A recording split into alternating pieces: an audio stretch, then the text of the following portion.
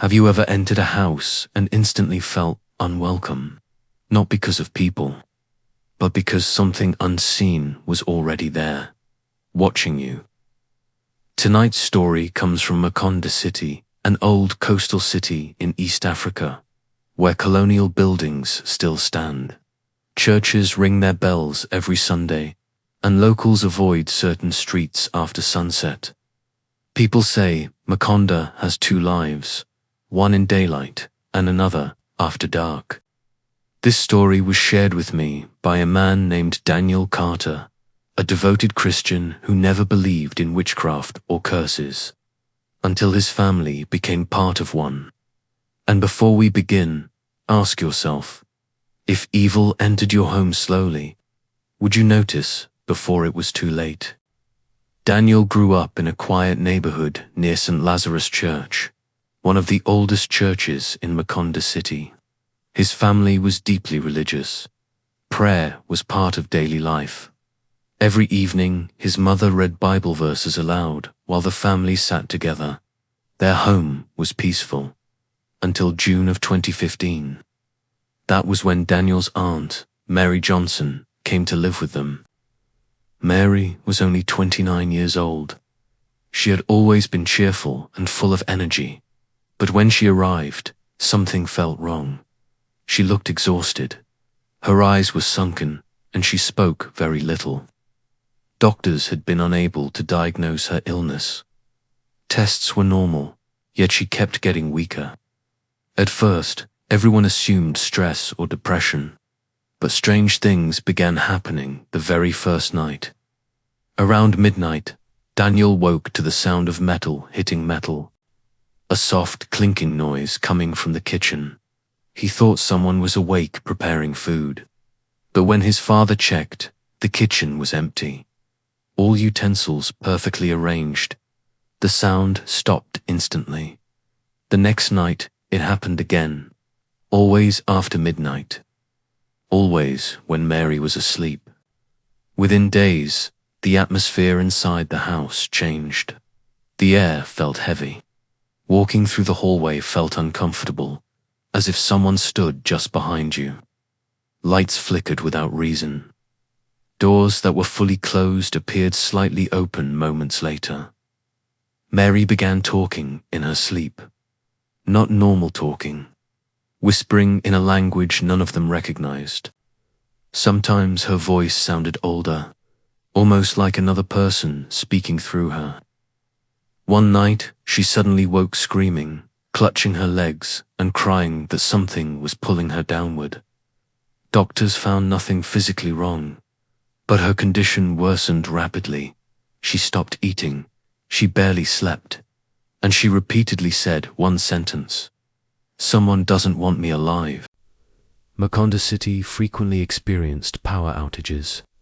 During those blackouts, the house became terrifying. Every time darkness filled the rooms, footsteps echoed upstairs. Slow walking sounds crossed the courtyard. Once, Daniel clearly saw a shadow pass across the wall even though no one had moved. Fear slowly replaced normal life. Finally, Daniel's father contacted Father Samuel, a priest known for helping families facing spiritual disturbances. When Father Samuel entered Mary's room, he paused at the doorway. His expression changed immediately. He began praying quietly before even stepping inside. After examining the house, he told the family something they never expected to hear. This may not be sickness alone. He blessed the house with holy water and placed small crosses in each room. That night, he instructed everyone to keep doors open and remain inside while he prayed. As the prayers continued, a loud crash came from the kitchen. Everyone rushed there. Nothing had fallen, but the temperature felt suddenly cold. Mary began crying uncontrollably in her room. The priest prayed louder until sunrise. For a short time, peace returned, but Mary never recovered. 3 days later, she died in the hospital. Doctors called it organ failure. The family buried her beside St. Lazarus Church. They believed the nightmare had ended. They were wrong. 2 weeks later, Daniel's second aunt, Rebecca, came to stay with them to help the grieving family. She slept in Mary's old room. On her second night, Daniel woke at 2 a.m., feeling unable to breathe. He stepped into the hallway and saw Rebecca standing still, staring into darkness. She turned slowly and asked, "Did you hear her calling my name?" Daniel asked, "Who?" Rebecca whispered, "Mary." From that night forward, Rebecca began experiencing the same symptoms: leg pain, exhaustion, strange dreams. The noises returned: scratching inside walls, footsteps during blackouts. One evening during prayer, Rebecca collapsed and began speaking in a deep, unfamiliar voice. Father Samuel returned immediately. During prayer, Rebecca screamed violently and then fainted. Afterward, the priest said something chilling: "Whatever followed Mary has not left this house."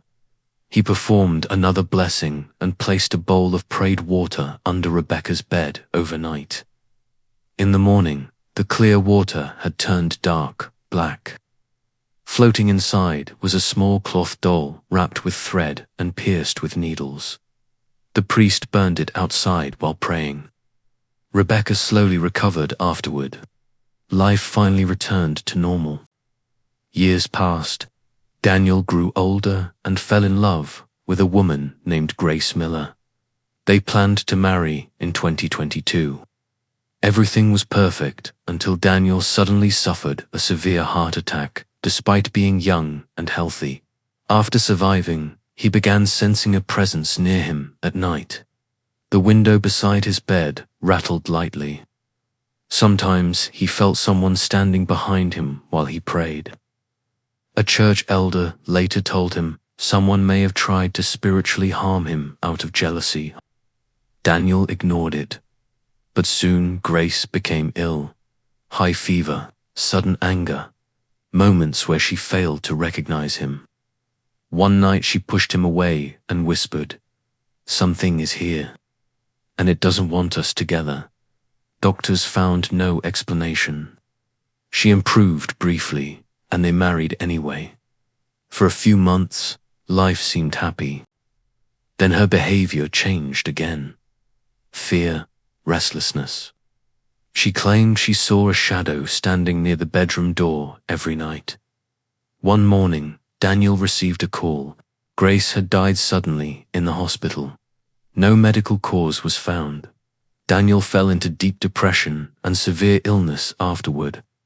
A visiting pastor later prayed over him for several days and claimed objects connected to dark rituals had been hidden against the family years earlier. After intense prayers, Daniel slowly recovered. But even today, he says the feeling never completely disappeared. Sometimes at night, when the city loses power and darkness fills his home, he still hears faint metal sounds in distant rooms. And sometimes, he feels someone standing just outside his bedroom door, waiting, watching, silent. So now I ask you, was this only coincidence, an illness? Or can jealousy and hatred truly invite something unseen into a family's life? And if you heard footsteps in your house tonight, while everyone was asleep, would you open the door, or pretend you heard nothing? If you enjoyed this story, don't forget to subscribe and become part of our storytelling family. And tell me honestly in the comments, do you believe evil needs permission to enter, or does it find its own way inside? Good night.